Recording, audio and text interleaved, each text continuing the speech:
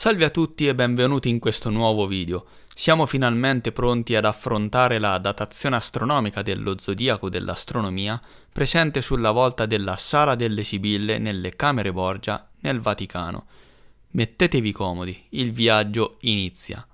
Questo zodiaco è molto interessante e nel corso della sua datazione Fomenko e Nosovsky si resero ben presto conto della sua importanza nel Medioevo. Come accennato nello scorso video sul segreto delle Camere Borgia, questo zodiaco venne imitato tantissimo nella letteratura astronomica medievale. La struttura di questo zodiaco è molto insolita. In un certo senso, nella sua esecuzione è l'opposto rispetto a tutti gli altri zodiaci antichi, in cui le figure dei pianeti sono sempre legate alle figure delle costellazioni zodiacali o addirittura all'intero cerchio zodiacale. Ad esempio, vengono raffigurate una o più costellazioni e le figure dei pianeti si trovano in relazione ad esse. In questo zodiaco tutto è al contrario. Le costellazioni sono legate ai pianeti e non i pianeti alle costellazioni. Ognuno dei 7 dipinti raffiguranti immagini planetarie di questo zodiaco astronomico raffigura un pianeta specifico accanto al quale sono mostrate le costellazioni corrispondenti. Allo stesso tempo ogni pianeta e ogni costellazione zodiacale sono raffigurati esattamente una volta. Questa è una caratteristica che distingue nettamente lo zodiaco dell'astronomia da altre immagini medievali e lo si può notare dando uno sguardo ai libri astronomici del XV-XVII secolo, dove traspare chiaramente che molte opere astronomiche antiche contengono prestiti diretti dallo zodiaco dell'astronomia. Negli scritti astronomici antichi del XVI-XVII secolo sono presenti delle immagini con esattamente la stessa corrispondenza tra i pianeti e le costellazioni zodiacali dello zodiaco dell'astronomia, anche se gli animali imbrigliati sui carri dei pianeti nei disegni presenti nei libri sono generalmente diversi. Man mano che si va avanti nel tempo, invece, nelle opere astronomiche successive, la corrispondenza con lo zodiaco dell'astronomia diventa sempre più debole, forse perché a partire dalla fine del XVII secolo gli astronomi iniziarono gradualmente a dimenticarlo. Lo zodiaco dell'astronomia era molto famoso nel Medioevo e questa situazione la si riscontra solamente per questo zodiaco. Per nessun altro zodiaco astronomico troviamo una situazione del genere. I disegni che osservate sono tratti da antichi libri astronomici situati nel deposito di libri dell'osservatorio di Pulkovo. Purtroppo, verso la fine degli anni 90, nella biblioteca scoppiò un incendio e pile di opere astronomiche del XVI-XVII secolo finirono carbonizzate, stese sul pavimento e bagnate con l'acqua delle macchinette antincendio.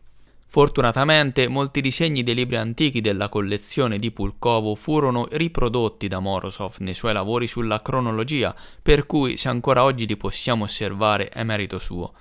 Questo disegno invece è tratto da un antico libro in latino di Ioanne Tesniero, Opus Mathematicum Octolibrum del 1562. Tutti e 7 pianeti dell'antichità sono qui raffigurati come figure sui carri, esattamente come nello zodiaco dell'astronomia.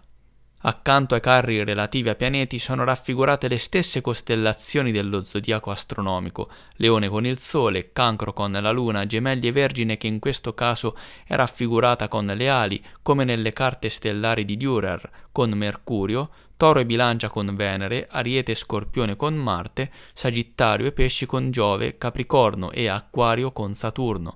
Queste immagini invece sono tratte dall'antico libro astronomico di Albumazar de Astrum Scientia, presumibilmente del 1515. Possiamo vedere le immagini del Sole, Mercurio, Venere, Luna, Marte, Giove e Saturno raffigurati come persone sui carri, proprio come nello zodiaco dell'astronomia. Le costellazioni assegnate ai pianeti sono ancora le stesse. Anche questo disegno è chiaramente frutto di un'imitazione presa in prestito dallo zodiaco dell'astronomia e lo si può trovare nel libro astronomico di Leopoldo d'Austria, presumibilmente datato 1489, intitolato Leopoldus de Austria Compilatio de Astrorum Scientia. Saturno è raffigurato su un carro con una falce in mano, sulle ruote del carro sono raffigurate le costellazioni zodiacali del Capricorno e dell'Acquario e la carrozza è trainata da una coppia di draghi, esattamente come nello zodiaco dell'astronomia. Anche questa immagine è tratta dallo stesso libro di Leopoldo d'Austria e mostra il sole che viaggia su una carrozza tranata da 4 cavalli e sulla ruota è raffigurata la costellazione del Leone, stessa situazione che vediamo sullo zodiaco dell'astronomia. Queste serie di figure invece sono immagini antiche dei 7 pianeti tratte da un manoscritto italiano presumibilmente del XV secolo intitolato De Sfera. Il rapporto tra i pianeti e le costellazioni zodiacali è lo stesso come presentato nello zodiaco dell'astronomia. Insomma, da quanto abbiamo osservato, nei loro libri gli astronomi del XVI-XVII secolo riprodussero in modo abbastanza accurato le caratteristiche principali dello zodiaco dell'astronomia. Nel tempo, poi, l'essenza della questione cominciò ad essere dimenticata. Gli artisti successivi, ridisegnando e modificando i vecchi modelli, non presero più nulla dallo zodiaco dell'astronomia. E così cominciarono per errore o per ragioni loro a sostituire talvolta i segni delle costellazioni con altri. Oltre a libri medievali, imitazioni dello zodiaco dell'astronomia si trovano su tutta una serie di zodiaci collocati in molti palazzi italiani antichi che ripetono quindi il suo oroscopo approssimativo. Questo vuol dire che l'oroscopo di questi zodiaci è lo stesso di quello presente nello zodiaco dell'astronomia, ma è specificato diversamente con l'aiuto di scene astronomiche aggiuntive. Così facendo si ottengono diverse datazioni, poiché lo zodiaco dell'astronomia, preso in considerazione senza queste ulteriori scene astronomiche aggiuntive, presenta molte soluzioni astronomiche, rendendo difficile ottenere una datazione univoca. Di solito gli storici datano questi zodiaci che imitano quello dell'astronomia al XIV-XVI secolo, come mostrano però i calcoli astronomici in realtà sono molto più recenti. Questo è il caso dello zodiaco raffigurato sul soffitto del Palazzo Ruspoli a Roma. Questa è la parte dedicata a Giove. Ai lati del carro di Giove, come possiamo notare anche nello zodiaco dell'astronomia, sono raffigurate simbolicamente le costellazioni del Sagittario e dei Pesci, ed il Sagittario è mostrato sotto forma di un angelo che tira con un arco, mentre i Pesci come un angelo che tiene tra le braccia grandi pesci. Le altre immagini restanti di questo zodiaco mostrano gli altri pianeti, vicino ai quali sono raffigurate le stesse costellazioni zodiacali dello zodiaco dell'astronomia. Purtroppo non è ancora presente un'immagine completa di questo zodiaco nel Palazzo Ruspoli, per cui non è possibile dare una datazione certa, ma di sicuro si può affermare che la datazione attribuitagli dagli storici, ovvero il presunto 1589-1592, è probabilmente errata, semplicemente perché l'oroscopo approssimativo dello zodiaco dell'astronomia non ha un'unica soluzione nel XVI secolo. Ma cosa significa che l'oroscopo è approssimativo?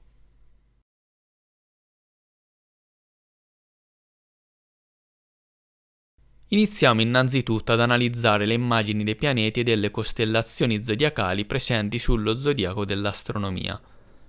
Per nostra fortuna l'identificazione delle immagini è semplice, poiché tutti i nomi dei pianeti sono scritti direttamente sullo zodiaco stesso, che ricordiamo è composto da 8 dipinti separati, ognuno dei quali è nominato ed uno di questi 8 dipinti raffigura la creazione da parte di Tolomeo del suo famoso sistema del mondo ed è firmato con la parola astrologia, mentre gli altri 7 sono firmati con il nome dei pianeti corrispondenti. L'immagine 1 raffigura la Luna, anticamente considerato un pianeta. Come potete osservare è rappresentata come una donna vestita con abiti bianchi luminosi e con in mano una mezzaluna dorata. Attraversa il cielo su un carro tranato da un animale marino di colore verde con pinne e la coda è arricciata ad anello. Il colore verde indica proprio che si tratta di un animale acquatico. Questa è una simbologia molto presente sulle mappe stellari antiche, dove le costellazioni dei segni acquatici come pesci, pesci del sud, delfino, balena, idra, drago e serpente erano raffigurate in verde.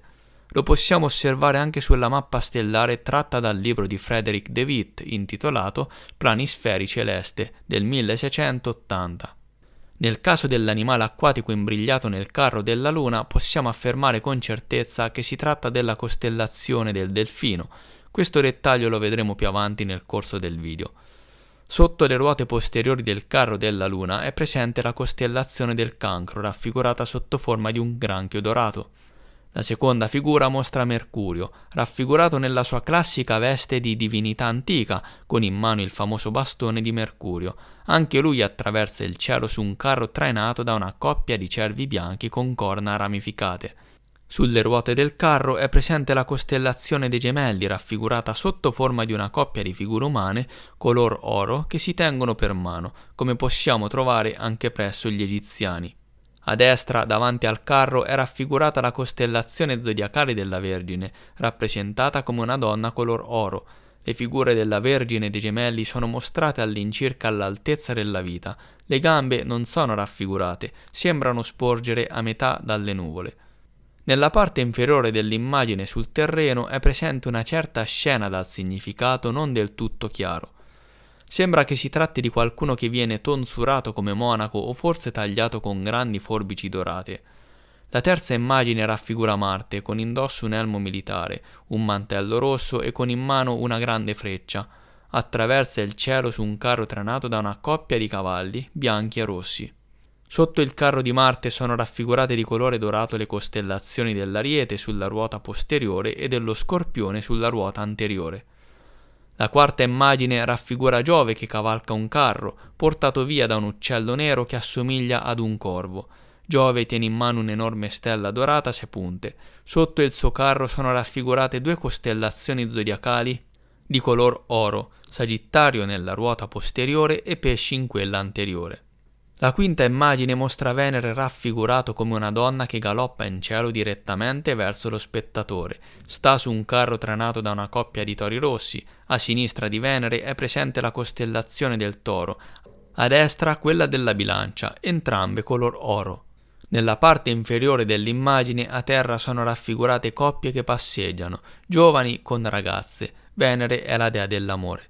La sesta figura mostra il Sole, firmato con Apollo, nome dell'antica divinità solare. Il dio solare attraversa il cielo su una carrozza trainata da 4 cavalli, 2 bianchi e 2 neri. Alcuni nastri d'oro svolazzano intorno a lui. Sulla ruota del carro è presente la costellazione del leone raffigurata come un leone in piedi con le zampe protese in avanti e sembra sporgere per metà dalle nuvole. Nella parte inferiore dell'immagine c'è il Papa che indossa una tiara e siede su un trono. Alla sua sinistra e dalla sua destra ci sono un uomo e una donna che indossano corone d'oro reali e sono presenti persone che stanno dietro. La settima scena è dedicata a Saturno, attraversa il cielo su una monoruota trainata da un drago verde con 2 teste, oppure molto probabilmente si tratta di 2 draghi con una testa, oppure potrebbe essere l'Idra. Saturno tiene in mano una grande falce, dettaglio che si ritrova in tantissimi altri zodiaci europei ed egiziani. Dietro Saturno troviamo la costellazione zodiacale del Capricorno e davanti al carro invece è raffigurata quella dell'Acquario. Nella parte inferiore della scena viene rappresentata una prigione e dei carnefici. Ciò si adatta bene all'interpretazione astrologica medievale di Saturno come pianeta minaccioso e mortale. Per cui, nello zodiaco dell'astronomia, tutti e 7 pianeti dell'antichità e le 12 costellazioni zodiacali sono raffigurati uno alla volta. Osservando questo zodiaco vediamo chiaramente che per qualche ragione il compilatore voleva sicuramente rappresentare non solo i 7 pianeti, ma anche tutte le 12 costellazioni zodiacali esattamente una alla volta. Per farlo però, siccome c'è una disparità nei numeri, ovviamente, ha dovuto assegnare alcuni pianeti a diverse costellazioni zodiacali contemporaneamente. A prima vista la posizione di questi pianeti sull'eclittica da questa o quella costellazione zodiacale è molto vaga e alcune volte questa sfocatura è molto significativa. Nel caso di Venere, ad esempio, raggiunge la metà dell'eclittica. Questo perché se ogni pianeta viene mostrato nella propria sezione separata dello zodiaco, dove è indicata la sua posizione sull'eclittica, allora il requisito di rappresentare una volta tutte le 12 costellazioni impone delle restrizioni molto forti che possono ridurre drasticamente l'accuratezza dell'oroscopo presente sullo zodiaco. E questo è esattamente il caso dello zodiaco dell'astronomia. La corrispondenza dei pianeti e delle costellazioni raffigurati su di esso a volte è così vaga che si può affermare in anticipo che un tale oroscopo avrà molte soluzioni astronomiche. Per poter fissare in modo univoco la datazione, occorre fissare ulteriori condizioni che ci possono aiutare a chiarire le posizioni precise dei pianeti. Per fortuna queste informazioni sono presenti nello zodiaco dell'astronomia e le vedremo dopo. Per adesso iniziamo col calcolare l'elenco completo delle datazioni approssimative, soddisfacendo solo l'oroscopo raffigurato su di esso e quindi la posizione dei pianeti tra le costellazioni, senza alcuna specificazione. Tranquilli, nulla di troppo tecnico, per fortuna Fomenko e Nosovsky si sono risparmiati i tecnicismi, per cui verrà presentato solo il concetto base.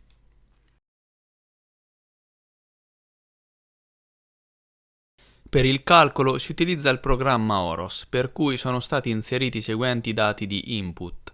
Riepilogando il tutto, senza tenere conto di altre informazioni aggiuntive, la situazione mostrata nello zodiaco è questa: Sole in Leone, Luna in Cancro, Giove è tra il Sagittario e i Pesci, per cui Sagittario, Capricorno, Acquario o Pesci. Mercurio è tra Gemelli e la Vergine e quindi in Gemelli, Cancro, Leone o Vergine. Per quest'area Fomenko e Nosovsky hanno ipotizzato di dover prendere il percorso più breve lungo l'eclittica. Marte è tra l'Ariete e lo Scorpione, secondo il percorso più breve contenente 4 e non 6 costellazioni intermedie, sarà in Scorpione, Sagittario, Capricorno, Acquario, Pesci, Ariete. Questa è l'area consentita per Marte. Venere è tra il Toro e la Bilancia, l'area di localizzazione consentita per Venere è Toro, Gemelli, Cancro, Leone, Vergine e Bilancia. Anche qui si fa il percorso più breve comprendendo 4 e non 6 costellazioni intermedie. Questa che vedete è la scala delle costellazioni. I calcoli astronomici fatti utilizzando il programma Horos furono effettuati comprendendo un intervallo dal 500 a.C. fino al 1900 d.C. ed è stato preso con un margine sufficiente su entrambi i lati rispetto a qualsiasi data immaginabile che potrebbe essere registrata in questo zodiaco. La datazione generalmente accettata dagli storici scaligeriani per la creazione di questo zodiaco è il XV secolo d.C.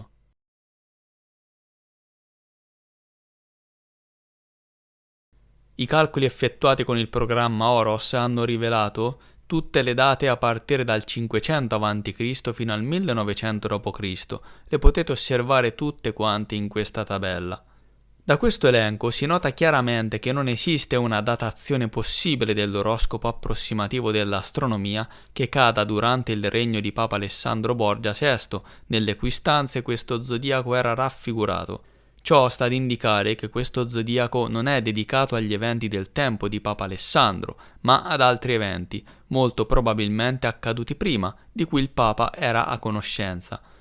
Per cui, senza ulteriori informazioni astronomiche, è impossibile selezionare correttamente da questo elenco la data registrata sullo zodiaco dell'astronomia, anche se vi posso anticipare che in realtà è presente, ma senza queste ulteriori informazioni è impossibile individuarla con certezza. Fomenko e Nosovsky, grazie allo studio di molti zodiaci italiani, sanno che su di essi è scritta una data ben precisa ed i dati contenuti nello zodiaco erano sempre sufficienti per calcolare con precisione questa data. Gli astronomi che compilavano questi zodiaci erano molto competenti e sapevano perfettamente cosa doveva essere incluso nello zodiaco affinché si potesse determinare la data in modo inequivocabile. Ecco finalmente le informazioni astronomiche aggiuntive capaci di darci maggiori informazioni al fine di ottenere una data univoca per lo zodiaco dell'astronomia.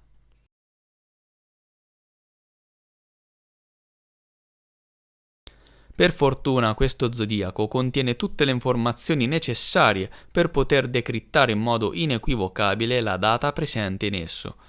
La chiave che consente di accedere alle ulteriori informazioni astronomiche che permettono una datazione astronomica corretta di questo zodiaco potrebbe trovarsi nella giusta interpretazione degli animali imbrigliati nei vari carri dei pianeti. Innanzitutto osserviamo che Venere cavalca una coppia di tori che astronomicamente possono rappresentare la costellazione del Toro. Questo può forse voler dire che Venere era in Toro? A prima vista potrebbe essere, poiché questa situazione non contraddice l'oroscopo approssimativo secondo cui, come detto prima, Venere può essere localizzata dal Toro alla Bilancia compresa.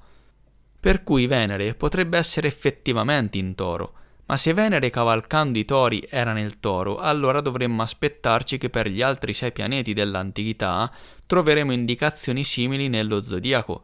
Quindi ciascuno dei pianeti dovrebbe essere trasportato da un animale corrispondente alla costellazione in cui si trova. Purtroppo non è così.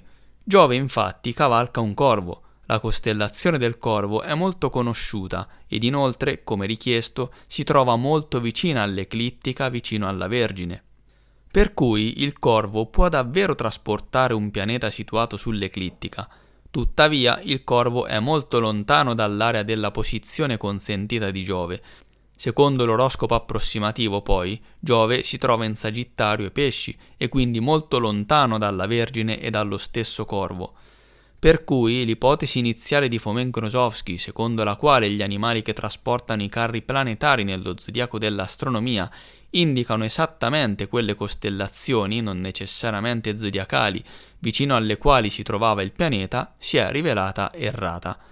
Ma allora, come può il Toro chiarire la posizione di Venere tra Toro e Bilancia ed il Corvo la posizione di Giove tra Sagittario e Pesci? La risposta si può trovare guardando la mappa stellare. Da essa si può notare che le costellazioni del Toro e del Corvo segnano i punti sull'eclittica in posti direttamente opposti rispetto alle aree consentite di Venere e Giove, come appare invece sull'oroscopo approssimativo di cui abbiamo già parlato. Le costellazioni del Toro e del Corvo, quindi, possono chiarire le posizioni di Venere e di Giove con l'aiuto dei punti opposti a loro sull'eclittica, che come sappiamo è un cerchio ed ogni punto su di esso ha il suo opposto. A questo punto, quindi, nel caso di Venere, l'area di localizzazione consentita, secondo l'oroscopo approssimativo dello zodiaco dell'astronomia, si estende dal Toro alla Bilancia, cioè Toro, Gemelli, Cancro, Leone, Vergine e Bilancia. È un'area molto vasta, grande quanto la metà dell'eclittica, e ciò non permette una datazione univoca dell'oroscopo. Tuttavia, la posizione di Venere, prendendo in considerazione la mappa stellare precedente, è molto più piccola. Poiché Venere cavalca i tori, e cioè la costellazione del Toro, la sua posizione aggiornata è in realtà opposta al Toro. Già qui abbiamo a che fare con una posizione molto più piccola dell'eclittica, ovvero la costellazione della Bilancia. Questa modalità di interpretazione ci consente di ottenere una posizione dei pianeti molto più precisa. Questo ragionamento si applica quindi a tutti gli altri pianeti raffigurati sullo zodiaco, per cui nel caso di Giove, poiché cavalca un corvo, la sua posizione si troverà all'opposto di questa costellazione. Si scopre che la sua posizione è molto più piccola rispetto a quella determinata dalla datazione approssimativa dell'oroscopo, ed in questo caso Giove si trova in prossimità del confine tra Ariete e Pesci. Dai calcoli effettuati, espandendo leggermente i confini, è stato assunto che Giove è a metà della costellazione dei Pesci, al confine con l'Ariete, per cui Giove si è trovato al confine tra Ariete e Pesci, esattamente di fronte al Corvo. Il Sole invece cavalca 4 cavalli, per cui se questo ragionamento è corretto, di fronte al Sole, vicino all'eclittica, dovrebbero esserci alcune costellazioni aquine. È così? Certo che sì. Possiamo osservare infatti le costellazioni di Pegaso ed il Cavallino. Per cui la posizione del Sole in questo caso rimane la stessa dell'oroscopo approssimativo, che ricordiamo indicava la costellazione del Leone, in questo caso è confermata. La stessa cosa vale per la Luna. Questa cavalcava un animale marino con la coda arricciata ed è mostrata nella costellazione del Cancro, per cui è una posizione abbastanza accurata. Per avere certezza verifichiamo applicando il ragionamento indicato prima e controlliamo se ci sono costellazioni di animali acquatici opposti alla costellazione del Cancro. Bene, la costellazione esattamente opposta a quella del Cancro è quella del Delfino, che si trova vicino all'eclittica, nell'emisfero settentrionale del cielo, vicino al confine tra Acquario e Capricorno, esattamente di fronte al Cancro. Per cui l'animale imbrigliato nel carro della Luna è un delfino, quindi la posizione della Luna è la costellazione del Cancro. Siamo arrivati a Saturno. Come sappiamo cavalca un drago oppure un'idra.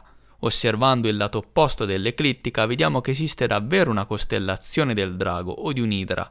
Si tratta proprio della costellazione dell'Idra, situata nell'emisfero australe vicino alle costellazioni eclittiche della Vergine, del Leone ed in parte del Cancro.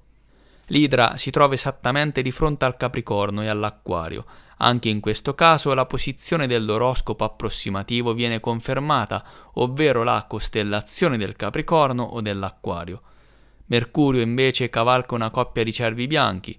L'oroscopo approssimativo ci dice che l'area consentita di Mercurio è coperta dalle costellazioni dei Gemelli, del Cancro, del Leone e della Vergine. L'arco opposto dell'eclittica è formato dalle costellazioni zodiacali del Sagittario, Capricorno, Acquario, Pesci e dall'inizio dell'Ariete. È proprio qui, accanto all'Acquario, che si trova l'unica costellazione che potrebbe essere correlata a un cervo. Questa è proprio la costellazione del Cavallino. Come i cavalli, infatti, anche i cervi venivano imbrigliati e cavalcati, per cui l'accostamento non è così assurdo. Da ciò ne consegue che la posizione di Mercurio viene aggiornata rispetto all'oroscopo approssimativo e si trova di fronte alla costellazione del Cavallino. Questa è la metà della costellazione del Leone, al confine del Cancro. Infine, Marte. Il carro di Marte è tranato da una coppia di cavalli. Secondo l'oroscopo approssimativo, l'area consentita di Marte è coperta dalle costellazioni dello Scorpione, Sagittario, Capricorno, Acquario, Pesci e Ariete. Si tratta di un'area molto vasta ed entrambe le costellazioni del Cavallino e di Pegaso discusse in precedenza non sono adatte a chiarire la posizione. Rimane una costellazione, quella dell'Auriga. È raffigurata senza cavallo e nelle mani tiene soltanto i finimenti per il cavallo. Tuttavia, in altre mappe stellari, l'Auriga cavalca un carro effettivamente tranato da una coppia di cavalli, come potete osservare in questa immagine, per cui la posizione modificata di Marte è opposta all'Auriga, ovvero la costellazione dello Scorpione, e nella parte della costellazione del Sagittario accanto allo Scorpione. Allargando i confini per non perdere la decisione giusta, assumiamo che Marte potrebbe essere in Scorpione o nella vicina metà del Sagittario. Bene amici, siamo arrivati finalmente alla conclusione di questa analisi e grazie alle informazioni aggiuntive siamo ora in grado di avere una corretta interpretazione dell'oroscopo dell'astronomia e grazie ai nuovi dati ottenuti siamo in grado di andare a pescare tra tutte le precedenti datazioni dell'oroscopo approssimativo quella giusta, contenuta nello stesso oroscopo. Per cui l'oroscopo aggiornato dello zodiaco dell'astronomia è il seguente: Sole in Leone opposto a Pegaso e al Cavallino, poiché ricordiamo il carro del Sole è trainato da 4 cavalli. Luna in Cancro opposta alla costellazione del Delfino, poiché il carro della Luna è tranato da un animale acquatico identificato come delfino. Giove nella metà della costellazione dei Pesci al confine con l'Ariete è opposto al Corvo, poiché il carro è tranato dal Corvo. Saturno in Capricorno o Acquario è opposto all'Idra, poiché il carro è tranato dall'Idra. Mercurio nella metà della costellazione del Leone, al confine con il Cancro, è opposto alla costellazione del Cavallino, poiché il carro è tranato da una coppia di cervi assimilabili ai cavalli. Marte in Scorpione nella metà del Sagittario vicino allo Scorpione e opposto alla costellazione dell'Auriga, connessa al cavallo, e Marte era tranato da una coppia di cavalli, proprio come la costellazione dell'Auriga. Venere in Bilancia e opposta al Toro, poiché il carro era trainato da una coppia di tori. Ora questi dati sono stati inseriti nuovamente nel programma Horos, da cui questa volta è emersa una datazione univoca, prendendo sempre come riferimento un periodo temporale che va dal 500 a.C. fino al 1900 d.C. Ebbene, la datazione univoca emersa è la data del 28 agosto 1228 d.C. Questa soluzione tiene conto dell'ordine dei pianeti, dato dai punti migliori che potete osservare in figura, ma rimane l'unica soluzione senza tenere conto dell'ordine dei pianeti. Non tenere conto dell'ordine dei pianeti non porta a diverse possibilità di datazione e quindi la datazione rimane unica. Presentiamo ora le posizioni calcolate dei pianeti il 28 agosto 1228 d.C. La prima riga sotto il nome del pianeta indica la sua posizione sull'eclittica J2000 in gradi, la seconda la deviazione dal Sole nella longitudine, anche in gradi, la terza la posizione sulla scala della costellazione, La quarta, il nome della costellazione in cui si trovava il pianeta. L'ultima riga mostra la deviazione media delle posizioni calcolate dei pianeti dai loro punti migliori, in gradi. La deviazione media è di circa 10 gradi d'arco, il che indica un'ottima qualità della soluzione astronomica. Tutti e 7 pianeti dell'antichità si trovano esattamente nei luoghi loro prescritti nell'oroscopo. La soluzione è quindi ideale. Bene, abbiamo finalmente scoperto qual è la data contenuta nello zodiaco dell'astronomia presente sulla volta della Sala delle Sibille nelle Camere Borgia in Vaticano. Come abbiamo già detto, questo zodiaco suddiviso in 8 dipinti presenta nella sua immagine centrale il sistema tolemaico del mondo, introdotto secondo la cronologia scarigeriana dal presunto astronomo Claudio Tolomeo nel II secolo d.C.